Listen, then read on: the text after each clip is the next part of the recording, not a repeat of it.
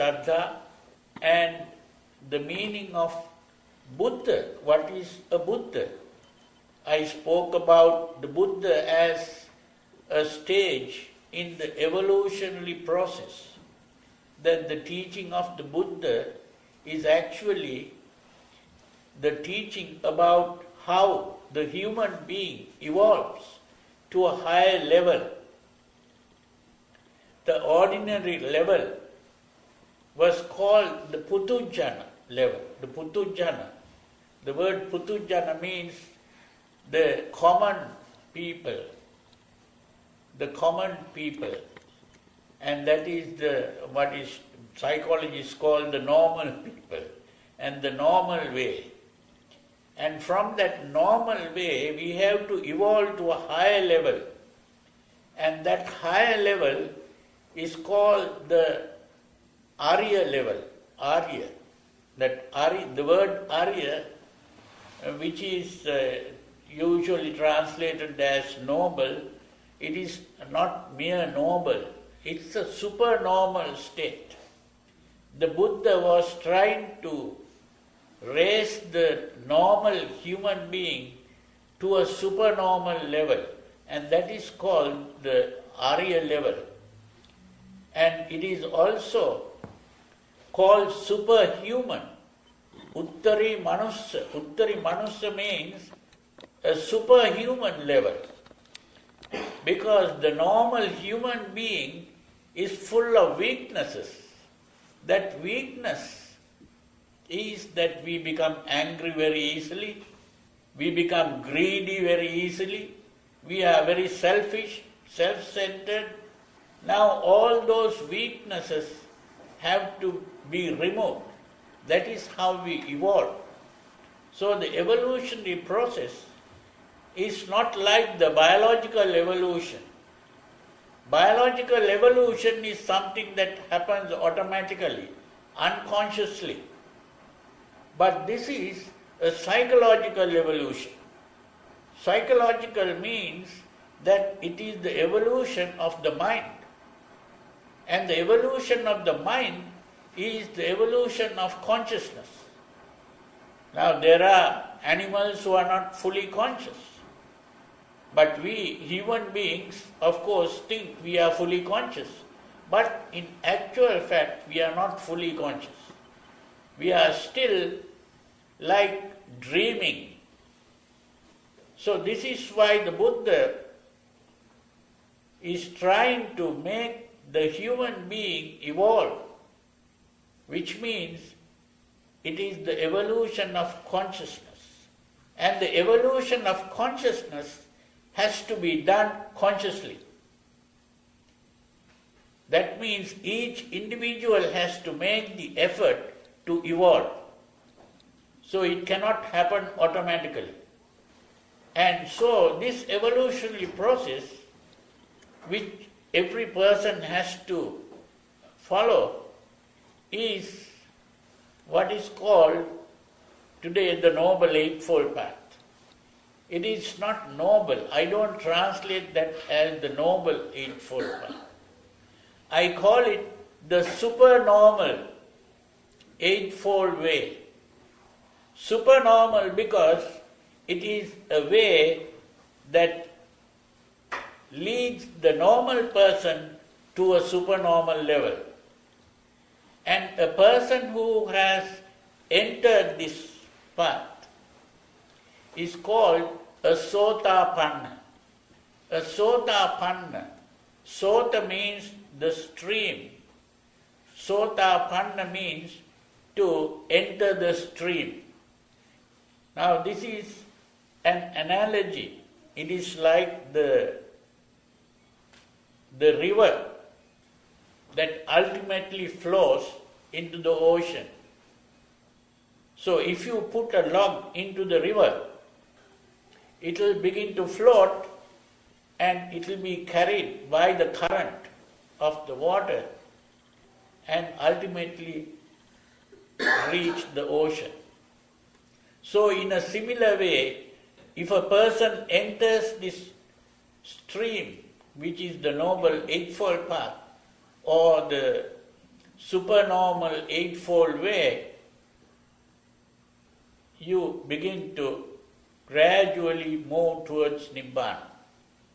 Nibbana is like the ocean.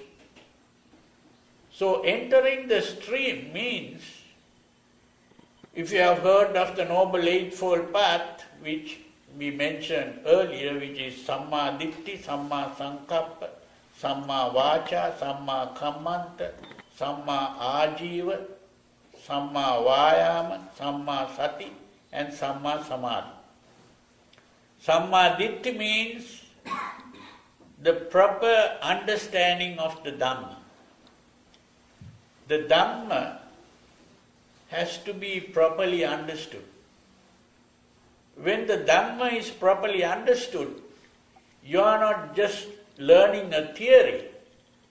You are understanding a problem that you have in your own mind. There is a problem in the mind.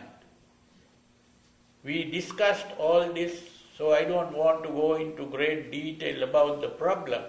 But the main problem is our emotions. Our emotions are blind. And these blind emotions come in conflict with reality. We are aware of the reality through our thinking process. That means when we speak of the mind, there are two parts. One is what is called chitta, the other is what is called mano. Mano is the thinking part, chitta is the emotional part. Now in modern psychology, these two parts are called the cognitive and the affective. The affective is the emotional part, the cognitive is the thinking part. Now, the thinking part is aware of reality, whereas the emotional part is not aware of reality. And this emotional part comes in conflict with reality. So it is the thinking part that has to gain control over the emotional part and direct the emotions in the right way. And that is what a normal person is doing. But the normal person is not able to do it properly. This is why we tend to get angry and do various things, that destructive things to oneself as well as others, and then we repent later. It is not only anger, our passion, our lust can do similar destructive things, and ultimately we'll have to even go to prison, or maybe worse things can happen. And so we are carried away by our emotions. Our reason is not able to completely gain control over the emotions. So this is the problem with the normal person. But the supernormal person is ultimately the Arahant. The Arahant is the supernormal person, completely supernormal. But the Sotapanna, one who enters the stream, is in the process of gradual moving towards the stage of the Arahant. So the Sotapanna simply is the person who has got the right view, Samma Ditti. It is by getting the right view, by understanding the Dhamma, that you enter the stream. And when we enter the stream, the Sotapanna will be turning the direction in a different direction. Normally, when a desire arises, we go to fulfill the desire. When we become angry, we want to go and take revenge. When we become frightened, we want to run away. That is the normal way. But the Sotapanna having understood the Dhamma, will begin to gain control over these emotions. When you become angry, instead of trying to take revenge, you begin to get rid of the anger. Make the effort to get rid of the anger. When passion, lust comes into the mind, instead of trying to satisfy the desire, you begin to gain control over the desire. When the fear arises, instead of trying to run away, you begin to gain control over it. By gaining control over the emotions, your mind becomes calmed, tranquil. It is through tranquility of mind that we can be free of emotions, not by fighting with the emotions. When we begin to fight with the emotions or suppress the emotions, it doesn't work. The only way is to learn to calm the mind. And so, this is why this kind of meditation that is done to calm the mind is called samatha bhavana, tranquility meditation. Today, those who talk about stress and stress management, they are also talking about this same problem. And they adopt methods like relaxation techniques and even meditation they recommend to gain control over the emotions. But the Buddha taught the right way long before the Western people got interested in this. So, anyway, we also have to understand that the normal emotion really starts at the thinking part. It starts according to how we interpret our circumstances. It is our interpretation of circumstances that lead to the emotional excitement, agitation. So it is by changing our thinking that we can gain control over the emotion, not by fighting with the emotion, because emotion is a physical thing. More than mental, emotion is physical, because when you think or interpret a situation in a certain way, say some person comes here and shouts, and if you take that as an insult, that is, you have interpreted that as an insult. And because you interpreted it as an insult, now you become angry. But if you interpreted that as a joke, then you will be laughing. You won't become angry. So everything depends on how you interpret. Now we have been collecting habits of wrong interpretation from childhood. This is the problem. From childhood, because as a child, when the child begins to meet certain circumstances, the child begins to interpret these circumstances in the wrong way because of lack of experience in the world. And these interpretations are stored in the mind, and then in adult life you carry those same interpretations and you have a wrong way of looking at life, looking at people, and so you begin to cultivate wrong ways of reacting to situations. And those habits continue. And this is why it is necessary to rethink and examine these interpretations and correct our way of thinking. And that changing the way we think is what is called Vipassana Bhavana. Now, people wanted to know about Vipassana meditation. What is Vipassana meditation?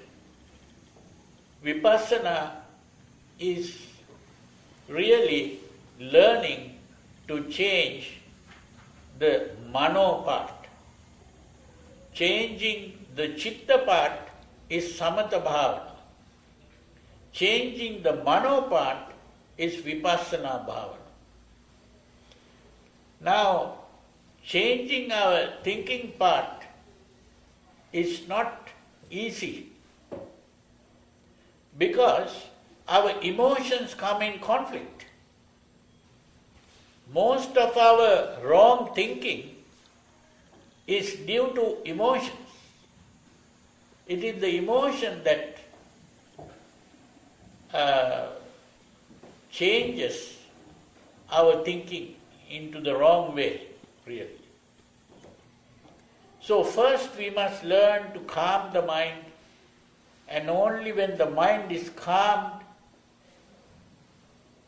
it is only then that we can start thinking in the right way. And in doing this, the method is what is called introspection. Introspection means looking within. Once the mind is calmed, we have to look within and see how our thoughts begin to create emotions. Now, there was this psychologist called Sigmund Freud who started using a method of his own, which he called psychoanalysis. And that was what he called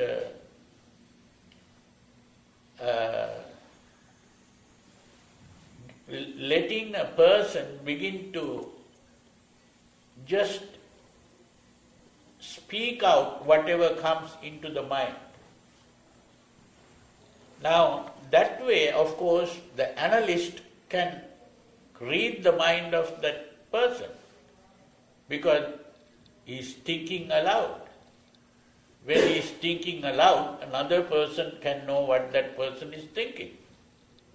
Because otherwise you can't read the other person's mind. Unless, of course, you have gained some powers like that. During the time of the Buddha could read others' minds. Or even some of the Arahants could do that. But today we don't have many people who can read other people's minds. So the only way is to get the person to think aloud, which is to speak out whatever comes to the mind. And so the analyst can observe the thinking and then find out where it is wrong and correct it. Now, the Buddha's method is not for an analyst to keep on looking at the person and correct it.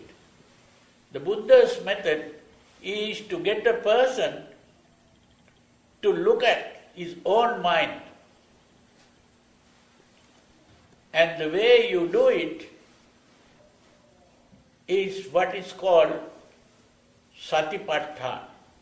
The word satipatthana is very important, but very badly understood, very badly translated, and the real meaning doesn't come out in the translation. Because people call it mindfulness. Mindfulness simply means that when you are doing something, you must be aware of what you are doing. That is the meaning of mindfulness. But that is not the meaning of satipatthana. Sati means attention. Attention. This is the meaning of sati. Attention. Now, your attention can be focused on anything. Now, when I talk, you can focus your attention on what I am talking. Or you can focus your attention on the statue of the Buddha. Or you can focus your attention on my hands which are moving like this. So you will begin to understand what I am saying only if you begin to focus attention on what I am saying. Or you can be focusing your attention on something else and be dreaming. So the important thing is this attention. Now the problem is that normally we are focusing our attention on what we see, what we hear, what we smell, what we taste, what we touch. That is what we are focusing our attention on. That is the meaning of consciousness. We are conscious of what we see, what we hear, what we smell, what we taste, what we touch.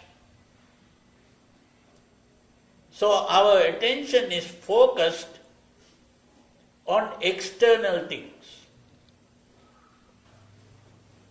So I call that extroverted attention. Extroverted attention. Attention that is focused on external things. What happens when we focus our attention on external things? When we see something pleasant, a desire arises. We are not doing it. We don't think, now I must desire this and then begin to do it. That's not how it happens. We don't even know that the desire has arisen. And we can't even control it. Even if we want to stop that desire, we can't do it. If it is something unpleasant, a hatred arises. So we are constantly focusing our attention on external things and reacting emotionally. So that the emotional reaction is creating the problem. A young man walking along the road sees a nice, attractive girl. Suddenly the attention comes and emotions are excited. Why? It just happens. It happens not because some god is doing that or a devil is doing it. It is simply happening due to the presence of the necessary conditions. That is what is called the paticcasamuppada. What I call determinism. Determinism is that everything that happens due to the presence of conditions, the necessary conditions. And the condition necessary here is that first you have to have your eyes open. That is one condition. If your eyes are closed, you won't see anything. But it is only when your eyes are open that you begin to see something. And the other condition is that that object that is seen must come into your visual field. your field of vision. It is only when that object comes there that you will see it, when your eyes are open. So that is the second condition that is necessary for this emotion to be aroused. But there is a third condition. And that third condition is thinking about that object. Oh, how beautiful. Then the attraction comes.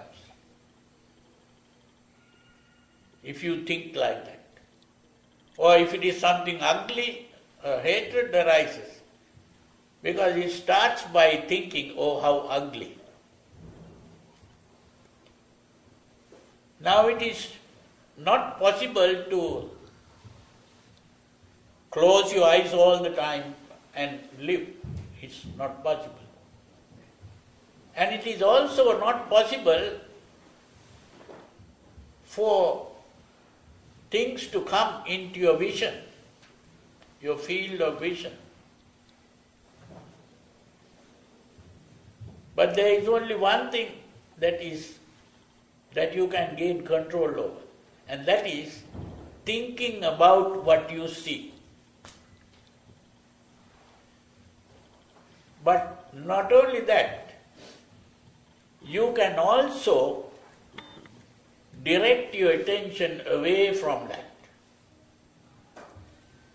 Your attention, instead of focusing on that, you can focus on something else.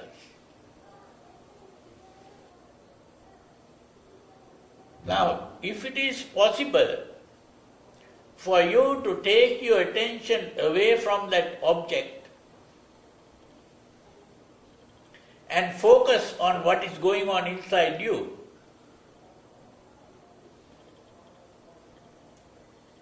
then you might see my heart is beating faster, or my breathing is now becoming heavy, or there are tensions coming up in my body. I am having some kind of feeling inside. Now, you become aware of whatever is going on inside you. So your attention is now focused not on the external object, but you are focusing it inwards. That introversion of attention, that is what I call introversion of attention.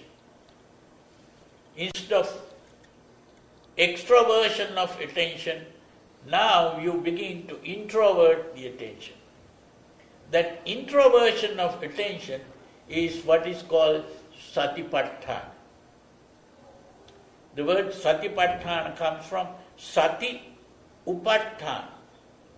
Sati means attention, upa means inside. Thana is to place. So placing the attention inside. Now this is easy to say but very difficult to do. So therefore the Buddha said there are two steps. One is what is called guarding the senses, Indriya Samvara. Indriya Samvara is guarding the senses. Guarding the senses means whenever you see something, you don't think about it. You don't think about how it is pleasant or how it is unpleasant. You take your attention away from that, instead of thinking about it. Now when you do that, still